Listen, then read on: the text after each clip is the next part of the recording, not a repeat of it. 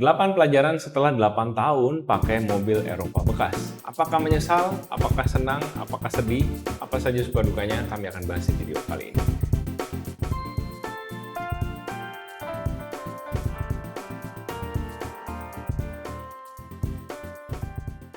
Hai guys, welcome to channel podcast Samuel dan Claudia. Gue Samuel dan ini istri gue Claudia. Kami pasangan suami istri kantoran, teman sharing kamu seputar karir, finance, and all about adulting. Di channel ini kalian akan buka video-video seputar karir, keuangan, dan adulting. Dan kalau kalian tertarik dan suka dengan channel ini, jangan lupa untuk subscribe, share video ini, juga komen di bawah untuk support terus channel kami. Udah 8 tahun kami pakai mobil VW Tiguan Mark I 1,4 TSI tahun 2014. Ini tahun ke-8. Mobilnya sendiri itu lahir di tahun 2014, jadi tambah 4 tahun lagi, usia mobilnya sudah 12 tahun. Kami ambil tangan kedua di tahun 2018 dari sebuah dealership. Waktu itu pertimbangannya kami kepengen upgrade dari mobil Grab car ya? Ya kan kita ngopi Kita nggak pakai mobil, tapi kita biasa nyetir mobil orang tua masing-masing ya. Kamu waktu itu Honda Avanza. Mobilio ya? Oh ya, Mobilio ya Mobilio punya sempat, adik ya. punya adik yang diparkir di rumah, kita suka pinjem. Terus kalau di keluargaku itu Grand Livina, Nissan mobilnya. Jadi setelah mencoba beberapa mobil Jepang, dan aku growing up naiknya Kijang terus gitu kan, seperti banyak keluarga Indonesia di sini, betul teman-teman. Jadi kepengen upgrade, pengen coba pengalaman mencoba mobil Eropa. Tapi Tapi itu banyak sekali, tapi banyak konsekuensinya juga ya, pokoknya banyak ceritanya lah. Iya. Dan ada di video ini kami Iya. mau bagiin 8 pelajaran yang kami rasakan setelah 8 tahun punya mobil Eropa tadi. Nah, kenapa kami beli mobil second? Jadi ujung-ujungnya kembali lagi ya, saudara-saudara, tak lain tak bukan adalah karena budget. Karena banyak kemauan, budget tak ada gitu ya. Betul. Gaya BPJS, budget pas-pasan jiwa sosialita. Yes. Nah, sebagai kaum BPJS waktu itu, kami budgetnya sebenarnya cukup untuk membeli mobil Jepang entry level yang baru. Mungkin ya 300 jutaan besar lah gitu ya, mendekati 400 juta, sebenarnya bisa. Tapi waktu itu kami pikir, ya itu tadi ya, udah selama ini growing up, nggak pernah ada di rumah kami tuh lihat mobil Eropa di rumah tuh nggak pernah, jadi pengen coba. Dan waktu itu juga banyak dengar dari saudara, dari temen gitu ya, mobil Eropa bekas tuh nggak jelek kok, oke. Harganya lumayan banget Harganya lumayan diskonnya. jatuh gitu kan, harga second-nya jatuh banget. Terus maksudnya memang perawatannya beda dengan mobil Jepang, ya, sangat berbeda. Yang itu kita tidak tahu ya. Itu kita tidak tahu, tapi sebenarnya kalau dirawat katanya bisa enak juga. Ya udah, akhirnya kami coba. Nah, jadilah masuk ke pelajaran pertama. Iya. Pelajaran pertama adalah harga mobil Eropa, harga mobilnya bisa jadi murah, tapi perawatannya tetap tidak akan semurah mobil Jepang.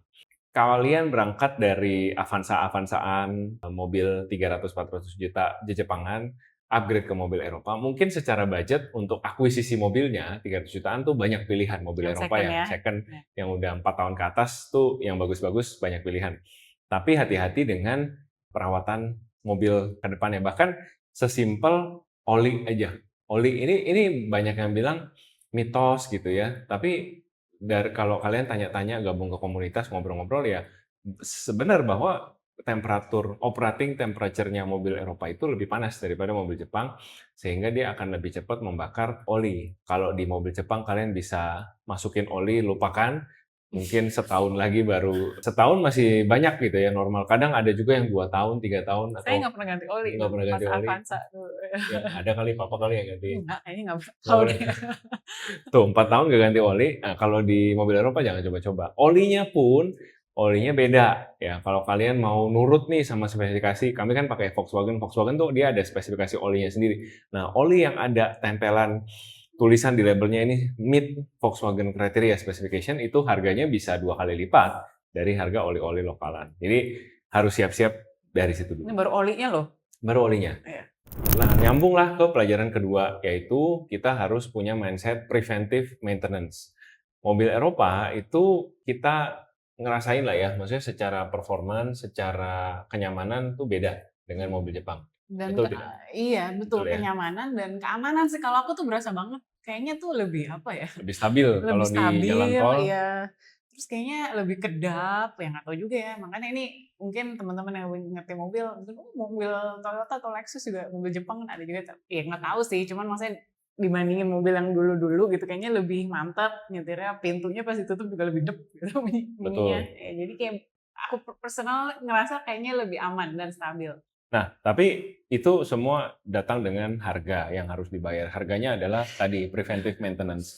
Kalau mobil Jepang itu diciptakan untuk di-abuse. Artinya engineer-engineer Jepang itu pada saat bikin mobil, mereka mikirin, wah ini nanti yang pakai ibu-ibu yang 4 tahun nggak ganti oli, ini yang pakai nanti ibu-ibu yang ya pokoknya dengan Parkir kagak dibalikin kesibukannya lagi gitu masih kan. ya dan lain-lain lah gitu. Jadi, nah kalau di mobil Jerman itu rata-rata nggak bisa gitu. Mereka sudah punya cara ini ya, patokannya bermainnya harus seperti ini dengan mobil ini. Kalau kamu nggak turutin, pasti mobil itu rusak. Jadi hal-hal simpel sebenarnya ya, kayak misalkan jangan sampai kelewat ganti oli. Terus harus sering ngecek kondisi mobil, harus sensitif ngedengerin bunyi-bunyi mobil, harus peka gitu ya kalau misalkan mesin mulai kenapa-napa dan harus cepat gitu. Kita harus cepat tanggap karena kerusakan satu bisa merembet ke kerusakan lain. Dan kalau mobil Jepang di-abuse nggak apa-apa, nah mobil Eropa nih dia bisa protes gitu, dia bisa lebih cerewet dengan adanya namanya limp mode. Jadi limp pincang, mode pincang gitu ya. Jadi aku tuh pernah nyetir mobil ke bengkel dalam kondisi setirnya tuh berat, mobilnya tuh keras, setirnya tuh berat banget gitu ya. Terus AC-nya nggak nyala gitu. Itu kalau udah kayak gitu mau nggak mau kan kita pasti bawa tuh mobil ke bengkel kan gitu. Nah ternyata ya memang ada sesuatu yang mobil itu temukan, aku udah lupa sih rusaknya kenapa ya. Tapi akhirnya setelah diurus di bengkel ya balik lagi jadi normal lagi. Ternyata bukan kerusakan di AC, bukan kerusakan di mesin, cuman komputernya menyuruh mobilnya untuk Biar ngambek biar gitu. nggak enak dipakai gitu kan, biar dibawa ke Betul, bengkel. supaya kita bisa fokus untuk servis dia karena ada something wrong. Nah, jadi siap-siap untuk bisa lebih peka sama kondisi mobil kalian kalau sampai itu terjadi. Nah, lanjut ke pelajaran ketiga, masuk ke bengkel. Nah, bengkel ini kita mungkin sekarang udah 8 tahun, mungkin 5-6 tahun pertama tuh terus ke bengkel resmi. Gitu. Kita nggak berusaha cari komunitas, selain karena komunitas VW juga susah, kalaupun ada, bukannya kan tuh VW-VW jadul, VW Kombi, VW Kodok yang tahun 70-an. Kalau VW-VW modern tuh komunitasnya susah banget dicarinya, dan bengkel-bengkelnya juga aku nggak terlalu tahu dan mungkin juga kesalahanku adalah nggak terlalu mau tahu pada saat itu gitu. Jadi ya udah ke bengkel spesialis, ke bengkel resmi dan setiap kali servis itu padahal cuma timbang urusan ganti oli doang tuh bisa jutaan gitu habisnya, bisa 2 juta, 3 juta. Ya memang harga parts-nya mahal tapi juga ada pekerjaan-pekerjaan di bengkel resmi itu yang di-charge mahal gitu. Kayak misalkan ini kan setelah ngerti sekarang ya, kita nyolokin mobilnya ke komputer untuk di-scan gitu. Itu sebenarnya cuma urusan colok doang sama udah ya pencet scan. Nah itu di-charge kalau di bengkel resmi itu bisa 700 ribuan. Itu cuman begitu doang, colok dan ngecas gitu. Belum tentu setelah di-scan ada masalah, bisa aja mobilnya nggak ada error. Jadi ya udah dia cuman oke free money untuk nyolokin mobil kita gitu. Ya akhirnya aku mulai kenal namanya bengkel spesialis, teman-teman yang memang bengkel-bengkel yang khusus ngerjain mobil-mobil Eropa dan aku mulai nyoba ke situ, nyoba memberanikan diri dan ternyata ya nggak ada masalah, nggak apa-apa gitu. Belajar berobat ke bengkel spesialis tuh it's totally okay. Bahkan sekarang udah mulai coba servis sendiri di rumah. Bukan servis sih, jadi kayak ya pekerjaan maintenance kecil-kecil kayak ganti filter udara, ganti filter AC, terus ngebersihin ruang mesin. Dulu kan, wah ini mobil pertama, mesin, begitu lihat mesin tuh rasanya terintimidasi, tapi sekarang udah mulai ngerti, oh di sini yang boleh disemprot pakai waterless, boleh dibersihin, kalau di sini agak hati-hati karena ada kelistrikan. Jadi udah mulai ngerti cara ngebersihin mesin dengan lebih proper lah gitu. Ya dulu kita pernah ya, pakai aki basah Iya, terus itu juga. diluberin sama dia. Silakan diceritakan kebodohannya. Iya, jadi dulu Confession booth. nah ini juga salah ya, masuk masuk mobil Eropa, tapi akinya aku mau pakai, ya udah pakai aki yang murah aja, yang basah gitu. Nah, aki basah itu sebenarnya mungkin bukan salah akinya ya, cuman aku kurang hati-hati dalam mengisi ulang air akinya. Terus mungkin akinya juga kurang bagus ya, Luber kenapa apa kenapa enggak? mesti ngisi air aki terus ya, padahal kan aki baru. Anyway, luber. Luber tuh air, terus Karat. apakah airnya tuh menggenang, apa karena memang sifatnya air aki itu keras, aku nggak tahu juga, akhirnya karatan.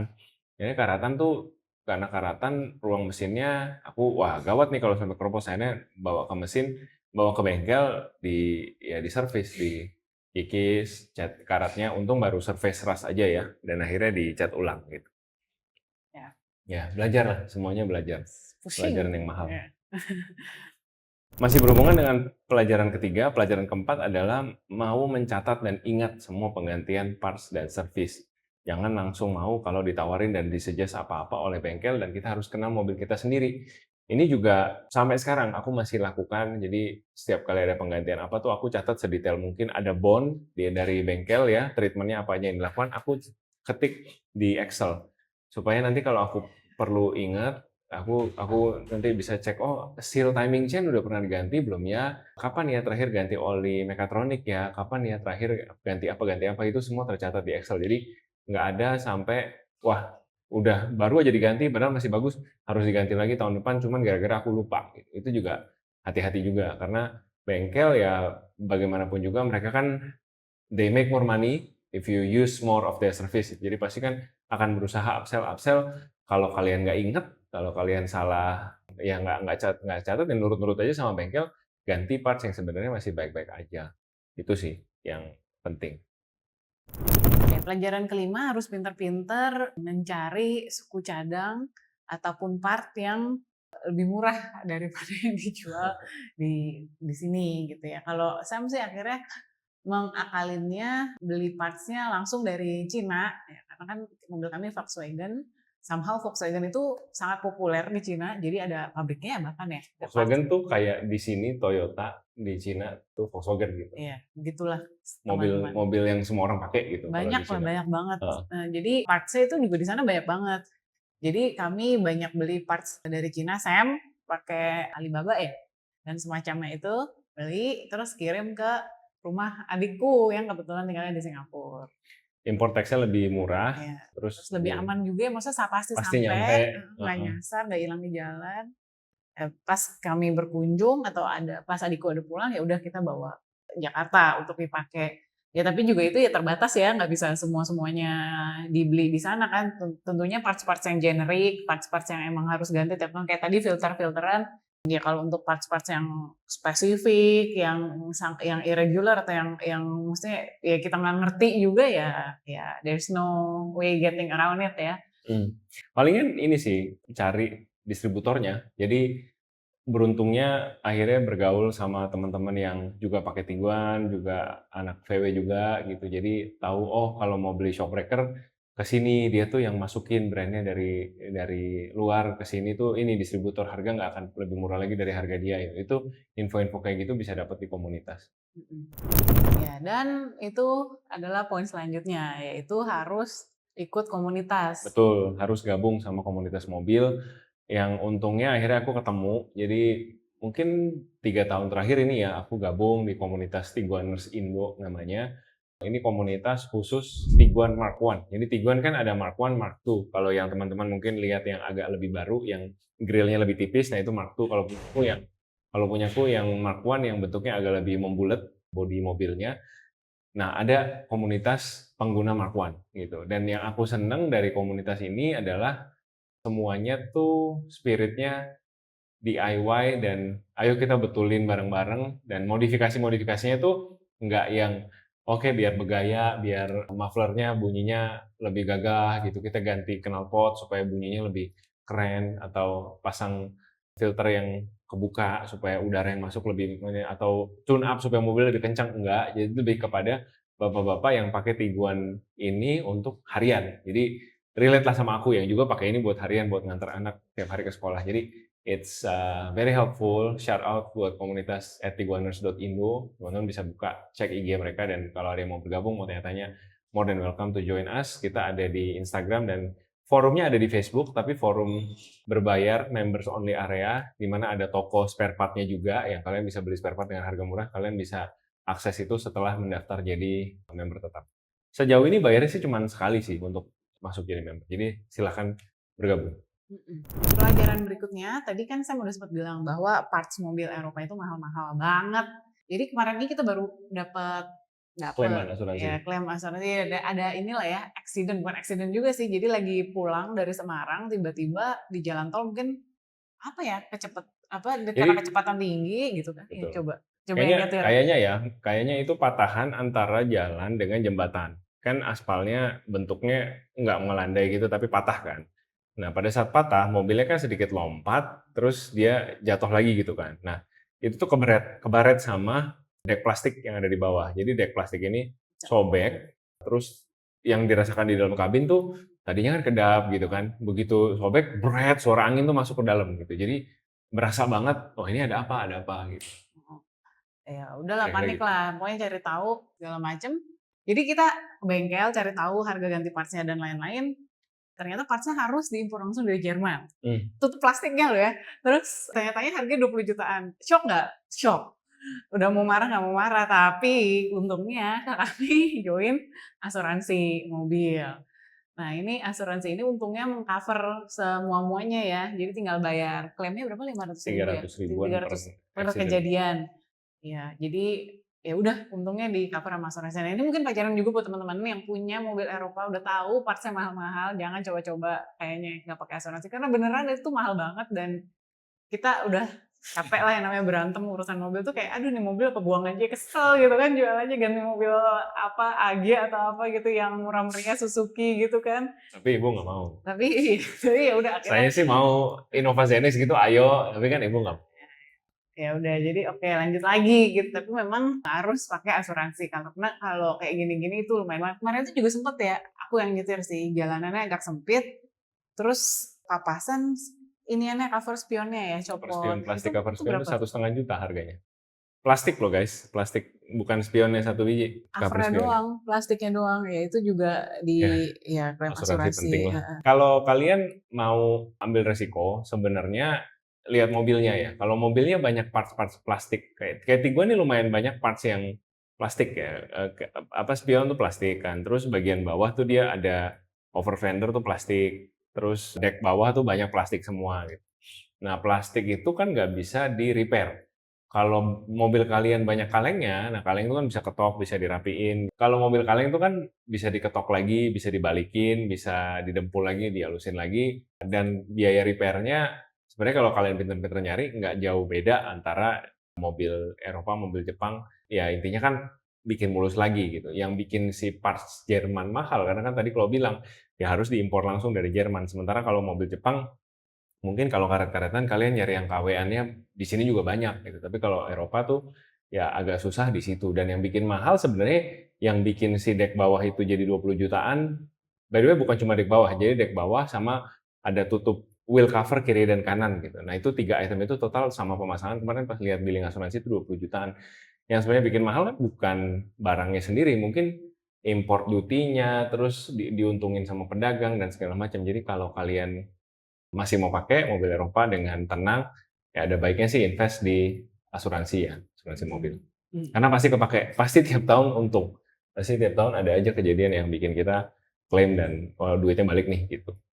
Ya kan karena kalau di jalanan kan kalau nggak di kita yang Dan nabrak, mempetin ya orang lain yang ditabrak orang. iya jadi emang lebih baik sih pakai asuransi apalagi kalau mobilnya Eropa mahal partsnya. Oke yang pelajaran ke-8 adalah harus sering dipakai. Nah ini awal-awal beli mobil kami berdua kan masih kerja kantoran itu yang pergi pagi pulang malam itu ada masanya mobil hampir nggak pernah dipakai bahkan weekend juga palingan seminggu sekali kadang-kadang bisa sebulan sekali gitu ya saking jarang karena ke kantor lebih gampang naik Transportasi umum. iya lebih gampang naik transportasi umum dan itu berasa justru mobilnya jadi banyak masalah ya ada aja gitu ntar akhirnya bermasalah ini itu ya karena ya again ya mungkin satu kita juga nggak terlalu ngerti kita pikir oh ya udah nggak apa-apa didiemin aja nggak mesti dipanasin nggak mesti ini nggak mesti itu tapi ternyata jadi banyak masalah jadi banyak perbaikan banyak parts yang rusak gitu jadi ya ini nggak tahu sih mobil Eropa doang atau seluruh mobil ya tapi harus Iya.